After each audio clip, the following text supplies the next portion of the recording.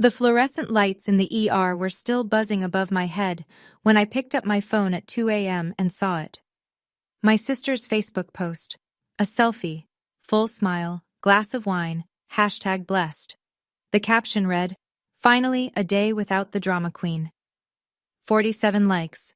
3 laughing emojis from my mother's account. I was lying in a hospital bed with an IV in my arm because I'd collapsed mid-shift. The hospital called my parents. They never came. But it turns out that post was the least of what my family was doing behind my back. Because while I was working doubles to keep a roof over their heads, my own father had stolen my identity, and my 7-year-old daughters, to feed a debt I didn't know existed. And they were 2 weeks away from having me declared legally incompetent to take everything I owned.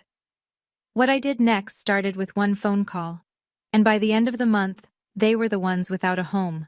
Before I go on, please take a moment to like and subscribe, but only if you genuinely connect with this story. And if you want, drop your location and your local time in the comments. I love knowing where you're listening from.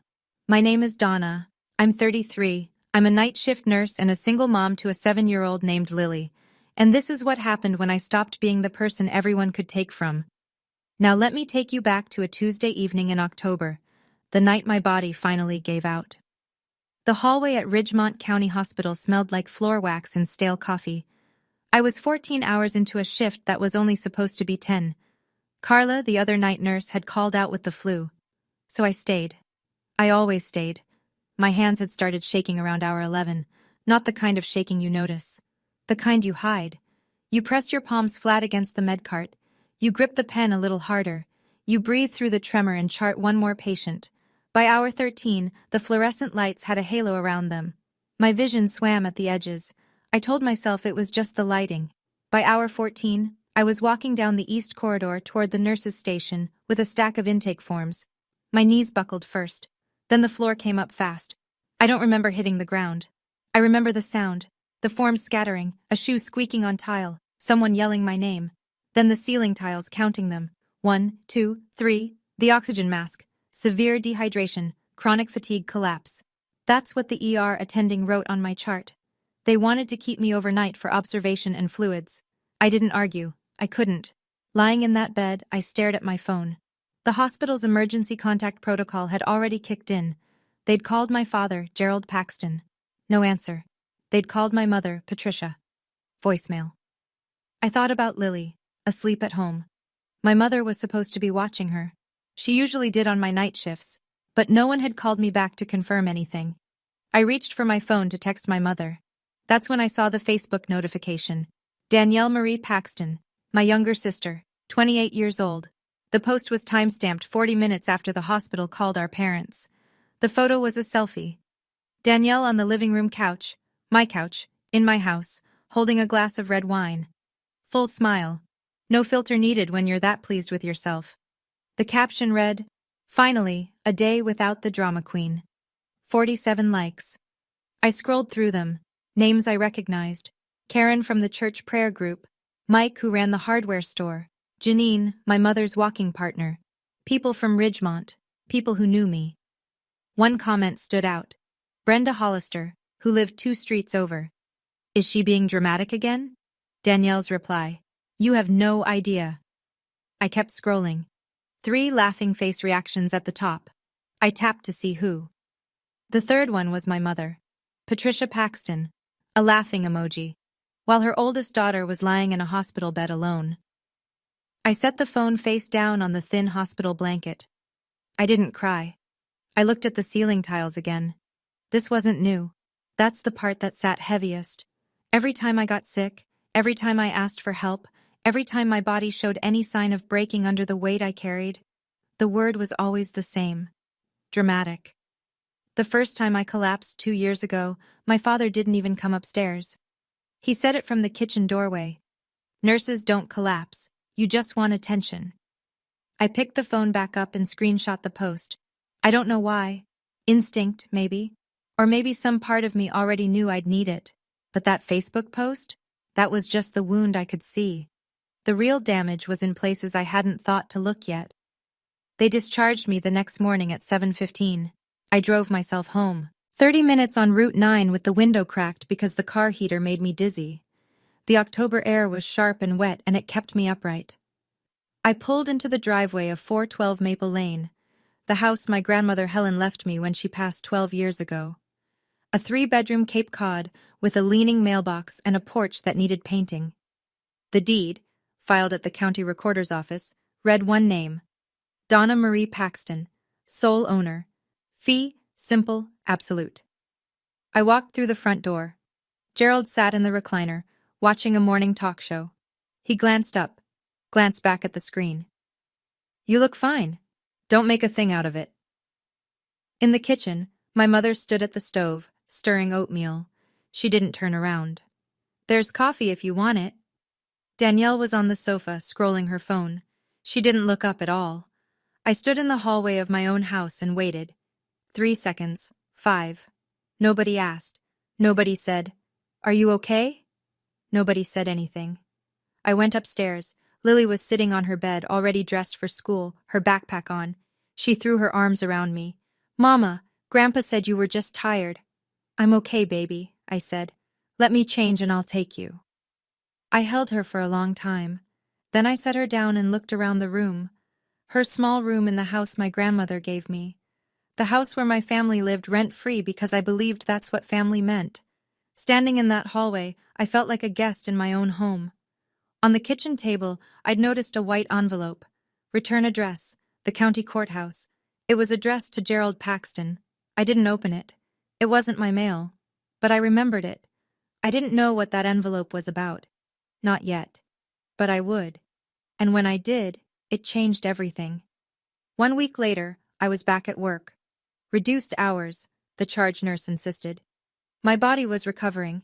My mind was not. The hospital's billing department needed updated financial information for my ER visit, insurance verification, payment plan options, the usual paperwork. The billing coordinator, a woman named Janet, suggested I check my credit report to make sure everything was current. "Just in case there are any liens or issues with your insurance claims," she said. I'd never checked my credit report, not once in 33 years. I didn't have credit card debt. I didn't have a car loan. I owned my house outright. There was nothing to check, or so I thought. That evening, I sat in my car in the hospital parking lot with my laptop balanced on the steering wheel. I went to annualcreditreport.com and pulled all 3 bureaus. The number hit me first. Credit score? 520. That couldn't be right. I had no debt. I paid my bills on time. I'd never missed a payment on anything in my life. Then I saw them. 3 credit card accounts I'd never opened. One with a $22,000 balance, one with $14,500, one with $10,500, total $47,000, all opened within the last 3 years. Minimum payments made for a few months on each, then nothing. Delinquent. Sent to collections. My hands were shaking again. Not from fatigue this time. I called the number listed for First Union Bank. A man named Russell Briggs answered, senior credit analyst at the Ridgemont branch. I verified my identity. Date of birth, last 4 of my social, mother's maiden name. "Ma'am," he said, and paused. "The applications were submitted using your social security number. The billing address on all 3 is your home address." I knew whose handwriting that was before I even opened the attachment. Russell emailed me the scanned applications that night. I opened them sitting in the parking lot of a McDonald's because I didn't want to be in the house when I looked. The signature on the first application leaned hard to the right. The capital P in Paxton had that small curl at the top, a habit my father never broke. I'd watched him sign birthday cards, school permission slips, and church donation envelopes with that same hand for 30 years. Gerald Raymond Paxton. He hadn't even tried to imitate my handwriting. He'd just signed his name on my life and assumed I'd never look. I sat in that parking lot for 10 minutes. Engine off, screen glowing in the dark. $47,000. That was almost 2 years of my take-home pay after taxes. Money I never borrowed, money I never spent, money that was now destroying my credit score while I worked doubles to keep the lights on in a house my family treated like theirs. I thought back. Gerald lost his plumbing job 6 years ago, said his back gave out, filed for disability but got denied. He was home all day after that. I'd see him on the laptop late at night. I thought he was reading the news, watching YouTube, whatever retired fathers did. Now I understood what those late nights were. I picked up the phone and called Maggie Colton. We'd been roommates junior year at Ohio State before she went to law school, and I went to nursing school. She practiced real estate and property law in Grover City, 30 minutes east. We hadn't talked in a few months. I didn't waste time on small talk. Maggie, I need help. I think my father stole my identity. She was quiet for 2 seconds. Then, don't confront him. Don't mention it. Come to my office tomorrow morning. Bring everything. Before she hung up, she said one more thing. Donna, check your daughter's credit too. I froze. That night I waited until Lily was asleep.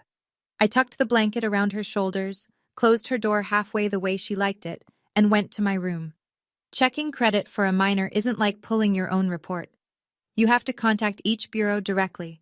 Equifax, Experian, TransUnion, with the child's social security number, a copy of their birth certificate, and your ID as the parent.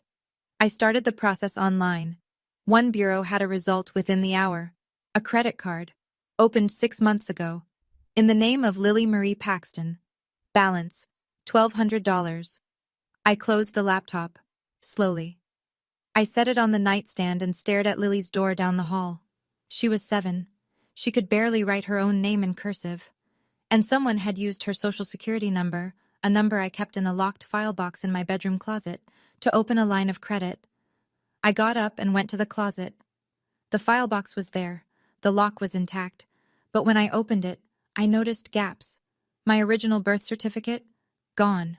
My old social security card? Gone. Lily's social security card was still there, but someone had handled the folder recently. The papers were out of order. You can take from me. You can call me dramatic. You can laugh at me on the internet while I'm lying in an emergency room. But you do not touch my child. That is the line. There is no second chance after that line. I didn't go downstairs. I didn't scream. I sat on the edge of my bed and made a list. Credit reports, deed, Lily's birth certificate, scanned signatures, everything Maggie needed, and that envelope from the county court. I still hadn't found out what it said. Maggie's office was above a dry cleaner on Main Street in Grover City. Small-town lawyer, small-town office. But the woman behind the desk was anything but small. She read through my credit reports in silence, making notes in the margins with a red pen.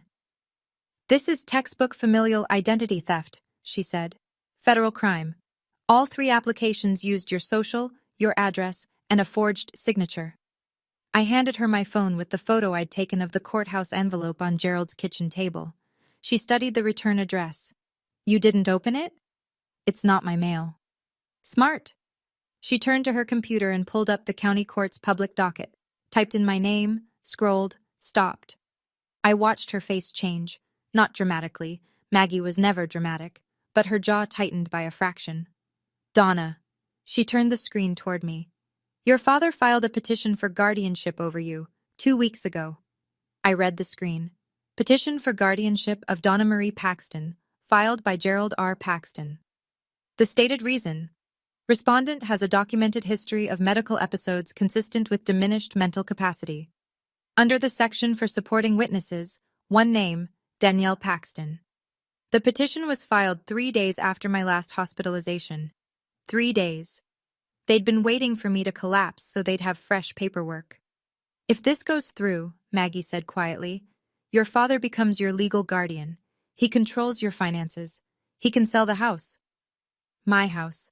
The house my grandmother left to me. The house where Gerald Paxton had lived rent-free for 12 years while stealing my identity and gambling away $47,000 under my name. My own sister signed a sworn statement saying I was mentally unfit. The same sister who posted a selfie while I was in the ER. Maggie told me not to confront him. But that evening, standing in the kitchen of my own house, I needed to see his face when I asked. Not to expose him, just to know.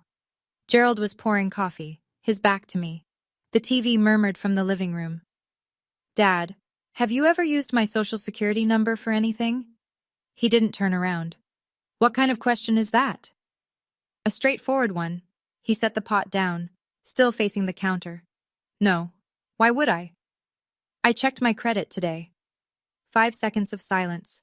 He picked up his mug, took a sip, turned around slowly. His face was flat, practiced. Credit reports have errors all the time. Don't get worked up. 3 cards, $47,000. His eyes flickered, just for a half second, then steadied. I don't know what you're talking about, and I don't appreciate the accusation. My mother appeared in the doorway. She must have been listening from the hall.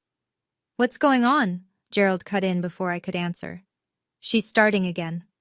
Patricia looked at me with that particular expression, the one she wore when she wanted me to feel like the problem. Please don't do this tonight.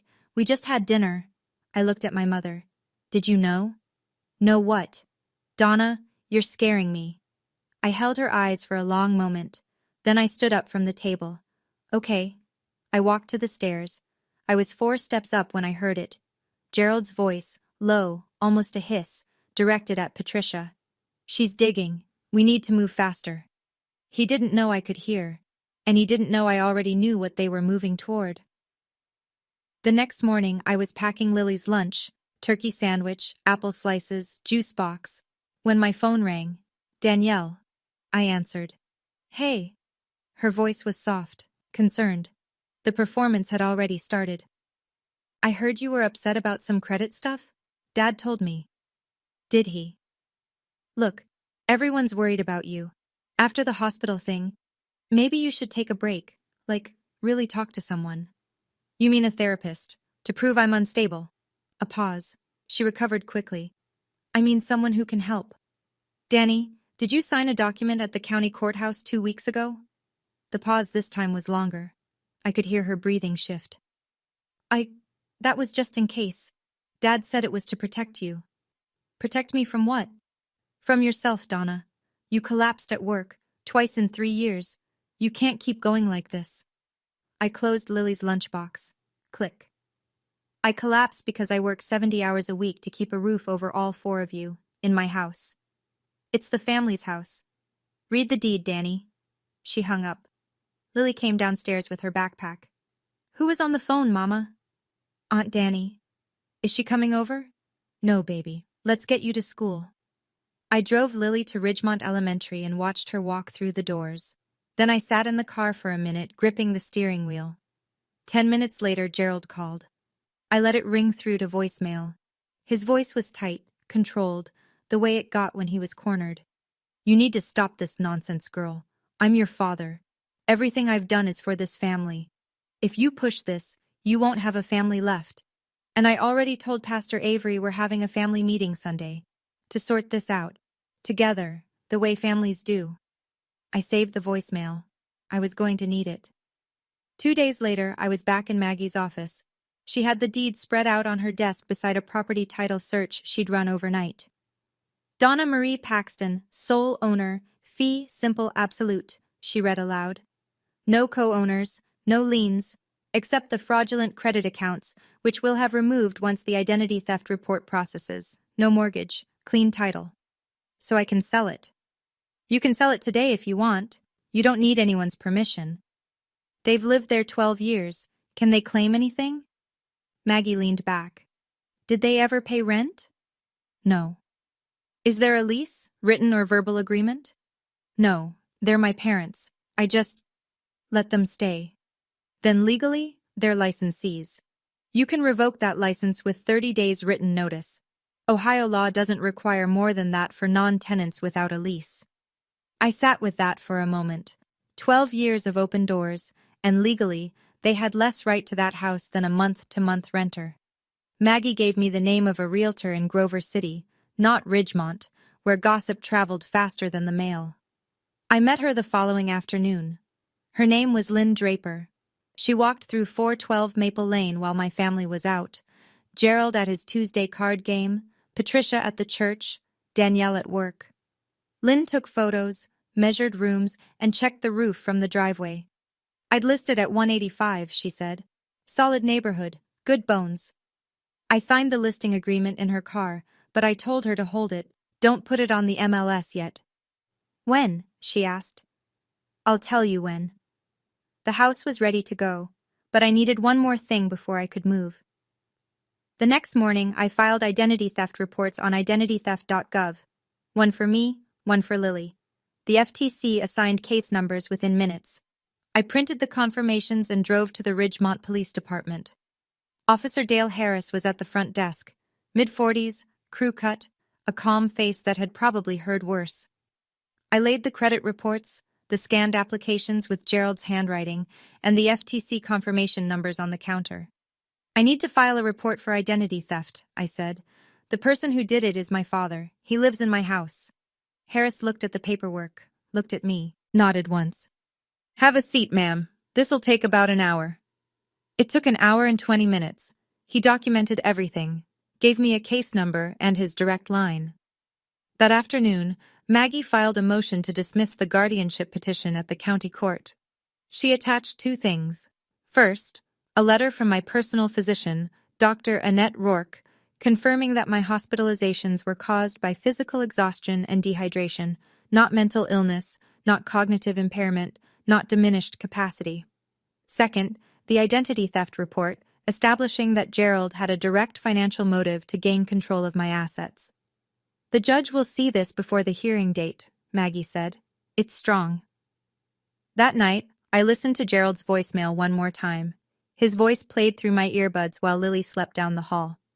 "If you push this, you won't have a family left. And I already told Pastor Avery we're having a family meeting Sunday to sort this out, together, the way families do." He wanted a public meeting. He wanted the church behind him. He wanted 25 witnesses to see his unstable daughter fall apart. Fine. I'd give him his meeting. Okay, I need to pause here for a second, because I know what some of you might be thinking. Why didn't I just confront my father directly and handle this privately? And honestly, I tried. You heard that conversation in the kitchen. He looked me in the eyes and lied. My mother pretended she didn't understand. My sister told me I needed professional help, the same sister who signed a court document to have me declared incompetent. So let me ask you this. If your father opened a credit card under your 7-year-old daughter's name, would you keep it in the family? Tell me in the comments. Now, back to the story, because Sunday was coming. Sunday came cold and bright. Ridgemont Community Church sat at the end of Oakwood Drive, white clapboard, narrow steeple, a gravel parking lot that crunched under every tire. I'd been baptized there. Lily had been baptized there. My grandmother Helen's funeral had been held in the front pew 12 years ago. After the morning service, Gerald stood up near the coffee table in the fellowship hall and announced that the family was hosting a potluck gathering. Most of the congregation stayed. He'd been working the room all week. I learned this later. Phone calls, private conversations after Wednesday prayer group. "We're worried about Donna. She hasn't been herself. We'd appreciate your support." 25 people arranged their folding chairs in a loose circle on the linoleum floor, metal legs scraping tile. The fluorescent lights hummed the same pitch as the ones in the ER. I noticed that.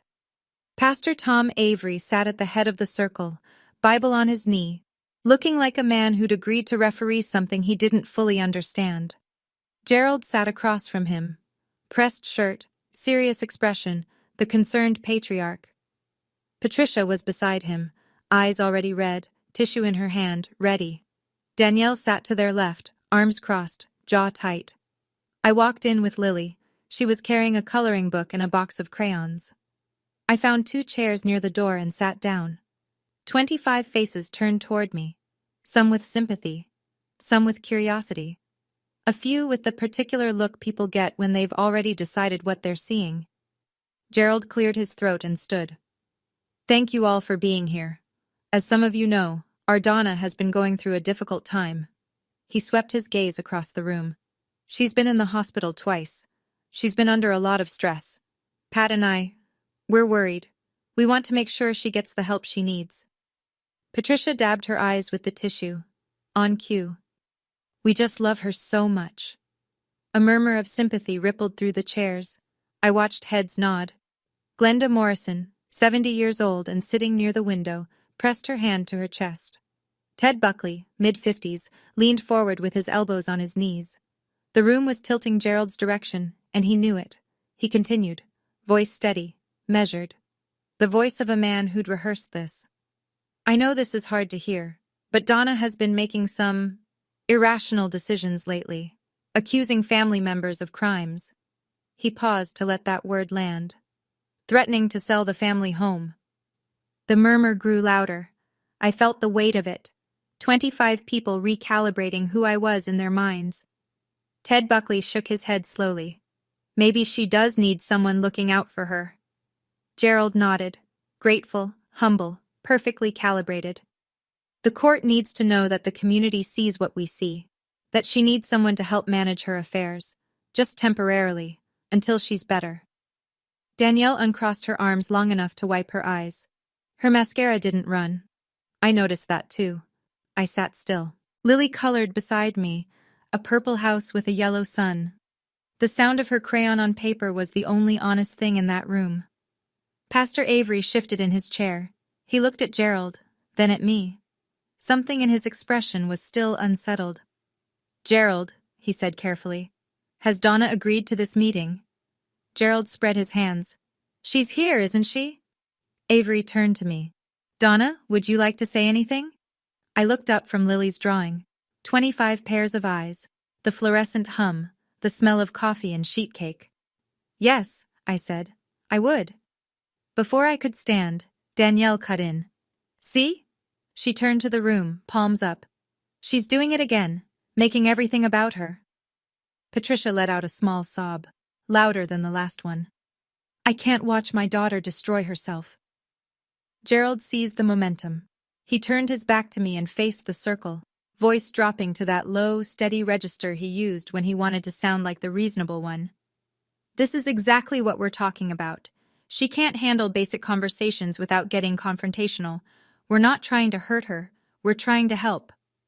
Murmurs of agreement. A woman from the prayer group, Karen Dietrich, reached across and squeezed Patricia's hand. You're doing the right thing, Pat. Ted Buckley nodded again.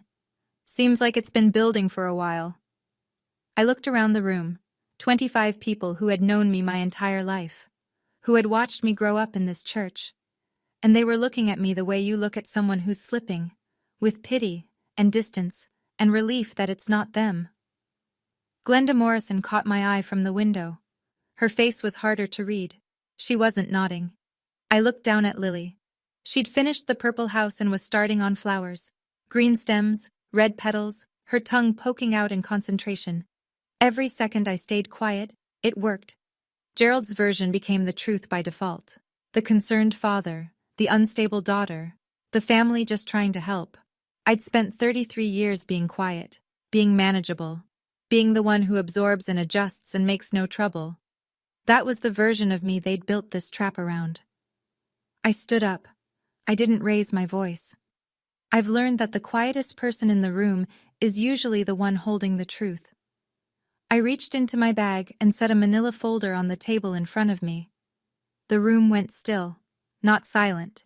You could hear the coffee maker gurgling in the corner, Lily's crayon on paper, the faint creak of a folding chair, but every voice stopped. I'm glad everyone is here, I said, because there are a few things this community should know. I opened the folder and pulled out the first document, held it up so the room could see the county seal. This house, the house my family lives in, is mine, sole owner. My grandmother Helen left it to me 12 years ago. This is the deed. I set it flat on the table. My name, only my name. Gerald's mouth opened. Nothing came out. My father, my mother, and my sister have lived in my house rent-free for 12 years. I never asked for $1. I pulled the next page. The credit report, all 3 bureaus highlighted in yellow where the fraudulent accounts appeared. 3 credit cards were opened in my name without my knowledge or consent. Total debt, $47,000. I set down the scanned applications beside the report. The signatures on these applications are my father's handwriting.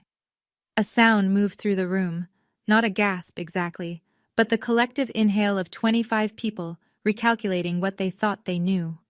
Gerald stood. That's a lie. The bank confirmed it, I said.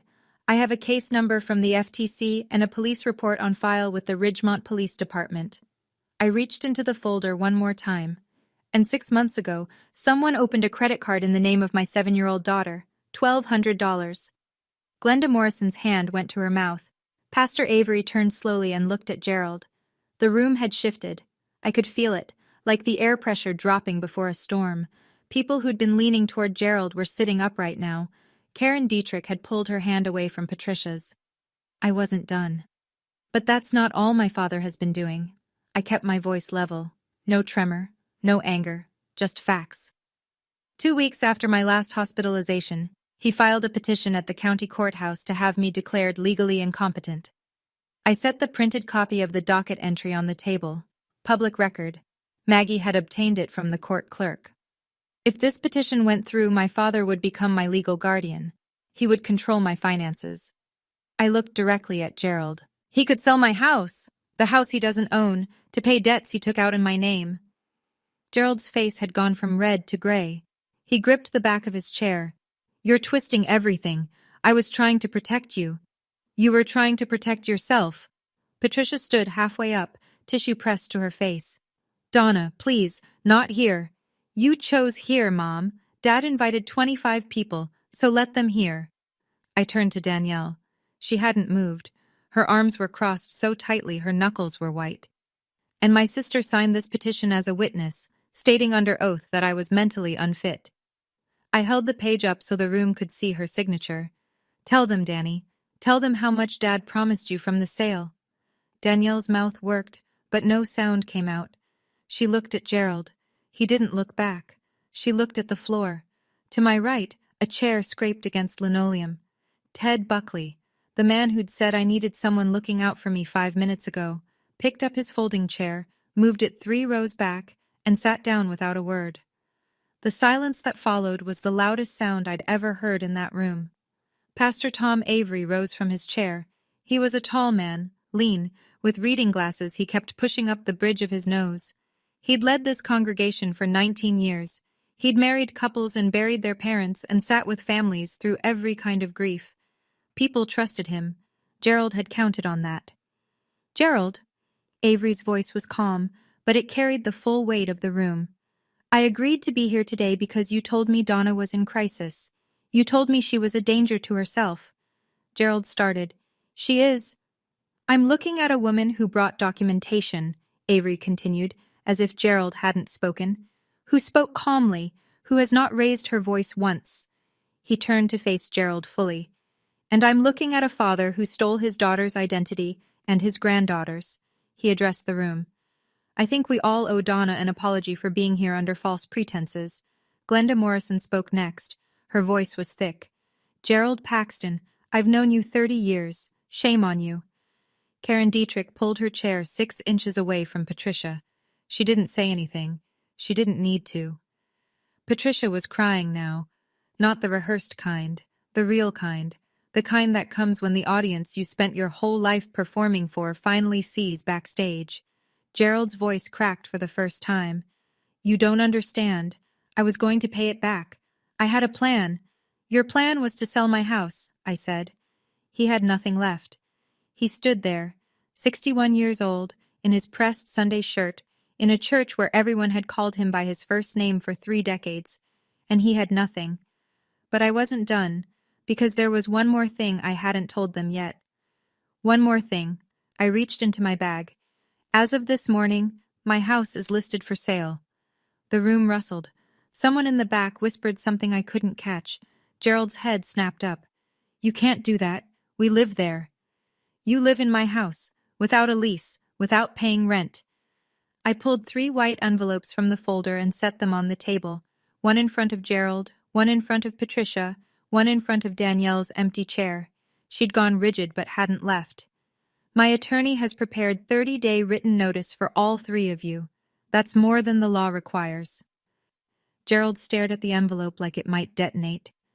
Where are we supposed to go? I let that question sit in the air for a moment. I wanted every person in that room to hear it. That's the first time in 12 years you've had to answer that question. I've been answering it for you my entire adult life. Patricia clutched Gerald's arm.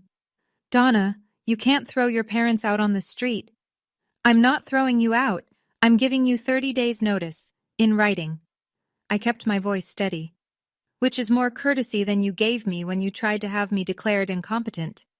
Danielle stood up, grabbed her purse. Her chair tipped backward and clattered against the linoleum. She walked toward the door and said, just loud enough for the front row to hear, "This is insane." The door closed behind her. Nobody followed. I looked at Gerald. He was still holding the envelope. His hands shook slightly. Patricia was pressed against his shoulder, tears running mascara down her cheeks. I closed my folder. I didn't feel triumphant. I felt like a woman who'd just finished the hardest thing she'd ever done, standing in a church where she'd been baptized. I turned to Pastor Avery. "Thank you for your time, Pastor." He met my eyes.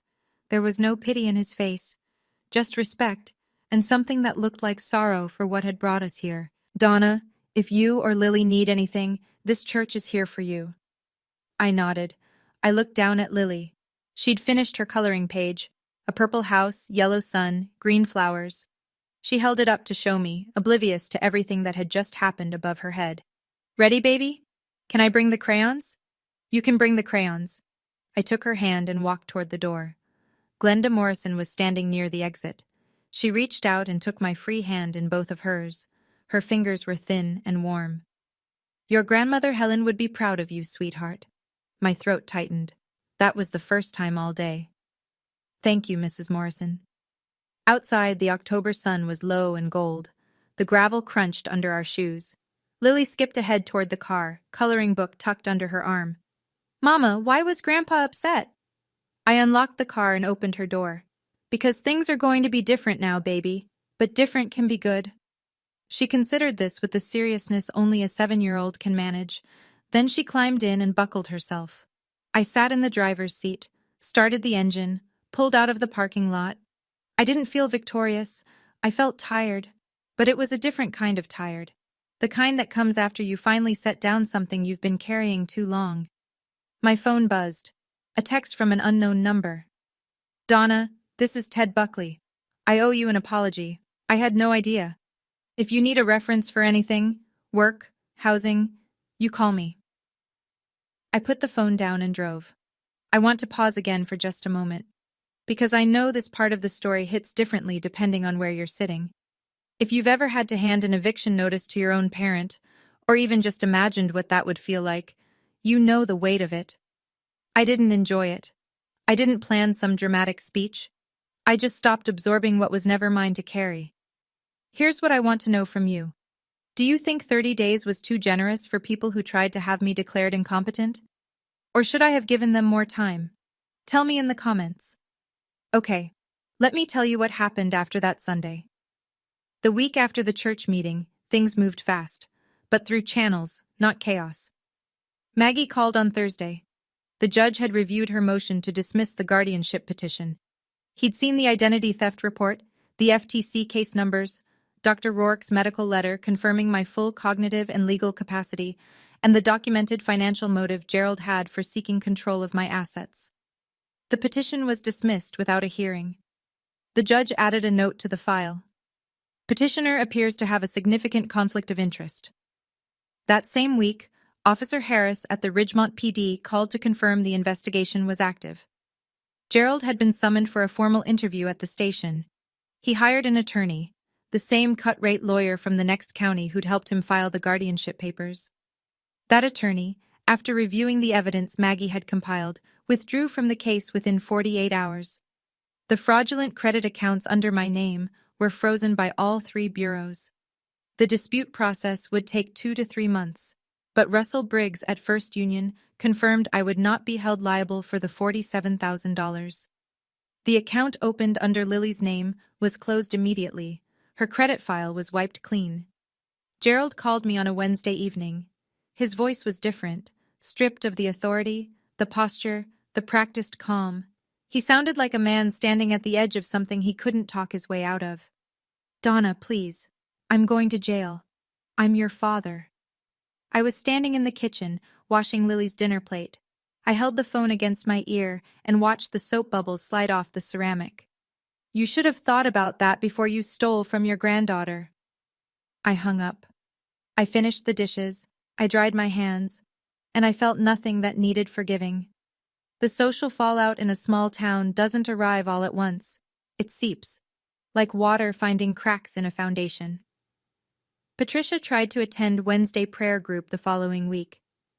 Glenda Morrison told me about it later, gently, like she was reporting the weather. Your mother came in and sat down. Nobody moved, but nobody sat next to her either. She left before the opening prayer. It wasn't cruelty. It was something quieter and worse. The silence of people who didn't know what to say to a woman who'd watched her husband steal her daughter's identity and chosen to look the other way. Danielle deleted the drama queen post, but screenshots had already circulated through the Ridgemont grapevine, text chains, group messages, the quiet machinery of a community processing a scandal. A coworker at the convenience store where Danielle worked part-time asked her directly, "So your dad really opened cards in your niece's name?" Danielle put in her notice that Friday. Patricia called me once. I answered because I thought it might be about logistics. The move out. "You've destroyed this family," she said. I was folding Lily's laundry. Small shirts, small socks. "No, Mom. You watched it happen. And you chose the wrong side." She hung up. Gerald and Patricia moved out of 412 Maple Lane on day 24. 6 days ahead of the deadline. They rented a single-wide trailer in Milford, the next town over. I didn't see them leave. I was at work. Danielle had moved out after 1 week, went to stay with a friend in Columbus. I walked through the empty house that evening. 12 years of living, nail holes in the walls, carpet dents where furniture had been. The kitchen smelled like Patricia's coffee. The recliner dent was still in the living room carpet. I didn't feel happy. I felt lighter. There's a difference. The house sold in 6 weeks. A young couple from Dayton, first-time buyers, excited about the porch in the backyard. They offered $178 and I accepted. After closing costs, realtor commission, and Maggie's legal fees, I walked away with just under $150,000. Not a fortune, but more than I'd ever had in one place. I used it carefully. First, paid off my hospital bills in full. Second, put down a deposit on a 2-bedroom apartment in Grover City, close to Maggie's office, close to a good elementary school for Lily, 30 minutes from Ridgemont, but far enough that the air felt different. Third, opened a 529 education savings account in Lily's name, real this time, in her name, for her future, with only my signature on it. Lily started at the new school on a Monday. She wore her purple backpack and held my hand across the parking lot. That afternoon, she came home and looked around the apartment. Small kitchen, narrow hall, her bedroom barely big enough for the bed and a bookshelf. "This apartment is smaller, Mama." "I know, but it's ours. Really ours." She thought about that for a second. Then she went to her room and started taping her drawings to the wall. I transferred to the day shift at a hospital in Grover City. The pay was slightly less, but I slept every night. I ate dinner with my daughter. I watched the sun go down from a window that belonged to no one but me. A week after we moved, a letter arrived. No return address. Inside, a $50 gift card to Target and a handwritten note on pale blue stationery. Helen told me once, "That girl will know when it's time to stand up." She was right. Glenda. I read it twice. Then I put it in the drawer beside my bed, where I keep the things that matter. 3 months later, the world looked different from the inside out. Gerald accepted a plea deal. The district attorney charged him with 1 count of identity theft, a felony under Ohio law, given the amount and the fact that one victim was a minor. His attorney negotiated it down: 2 years probation, mandatory financial counseling, full restitution, though with Gerald's income, that would take years. A permanent criminal record. He didn't go to prison. He was 61, first offense, and the DA's office had bigger cases, but the record followed him. When he applied for a part-time maintenance job at a motel in Milford, they ran a background check. He didn't get it. He eventually found work stocking shelves at a farm supply store 20 miles away. Patricia stayed with him. I wasn't surprised. She'd chosen that side a long time ago. I heard through Glenda that Patricia told people at her new church, a different one in Milford, that I'd had a breakdown and turned on the family. Some people believed her, some didn't. It didn't matter to me anymore. Danielle never called. I never called Danielle. There was no tearful reconciliation. No scene at a coffee shop where we hugged and cried and promised to do better. Sometimes that's how it ends. Not with a door slamming, but with a door that simply stays closed. I didn't hate them. Any of them. Hate requires energy I'd rather spend elsewhere. On Lily's homework, on my patience, on the small garden I started on the apartment balcony. Cherry tomatoes and basil. Lily watered them every morning before school.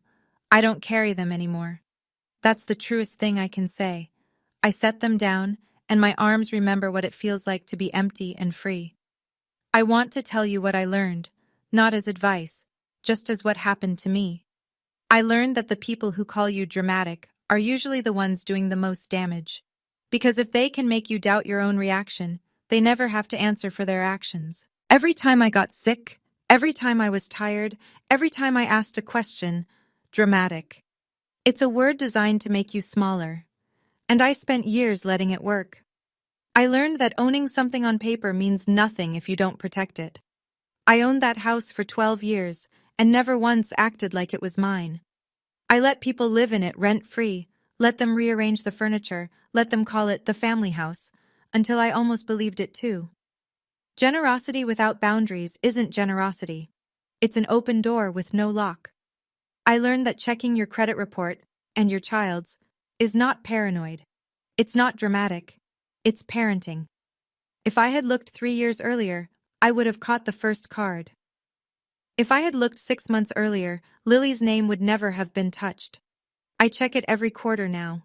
It takes 10 minutes. And I learned that family is not a word that gives anyone the right to steal from you, lie about you, or try to take your freedom. Blood is not a contract. Love is not a lease. And the people who use the word family to keep you quiet are usually the ones with the most to hide. Setting a boundary is not revenge. It's the first step toward peace. Lily asked me last week if she'd ever see Grandpa again. I told her the truth. I don't know, baby, but I know you're safe. She nodded, picked up her crayon, and went back to drawing. That was enough. It's a Tuesday evening. The apartment is quiet. Lily sits at the kitchen table, bent over a sheet of white paper with her crayons spread around her like a tiny artist's studio. I'm at the sink, washing the last of the dinner plates. The window above the faucet looks out over the parking lot, and beyond it, a row of maple trees just starting to turn. Mama, look. I dry my hands and walk over. She holds up the drawing. 2 people standing in front of a small house. The taller one has brown hair and is smiling. The shorter one is holding the taller one's hand. There are flowers in the yard, red and purple, and a yellow sun in the corner with rays that extend to the edges of the page. That's us, Mama. It is. She goes back to adding details. A cat, apparently. We don't have a cat, but in Lily's world we do, and that's fine. I go back to the sink. The water runs warm over my hands. My grandmother Helen used to say something. She'd say it while she was hanging laundry or shelling peas or doing the 100 small things that held a house together. She'd say, "A house is just walls, Donna. Home is who you protect inside them." I spent 12 years protecting the wrong people inside the wrong walls. I made excuses for people who wouldn't make room for me. I called it love. I called it duty. I called it family. Now I have 2 rooms, a daughter who draws pictures of us, and a door I lock every night. Not because I'm afraid, but because for the first time, what's inside is truly mine.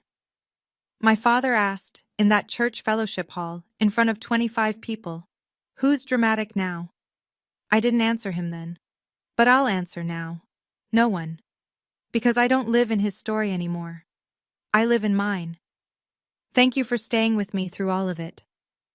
If this story meant something to you, if it reminded you that you have the right to protect yourself and the people who depend on you, I'd appreciate it if you hit that like button. And if you're not subscribed yet, I'd love to have you here. I read every comment, and I want to hear from you. Has anyone in your family ever crossed a line you thought they never would? What did you do? Or what do you wish you'd done? There's another story waiting for you in the description. I think you'll understand exactly why I chose it. Take care of yourselves, and take care of your boundaries.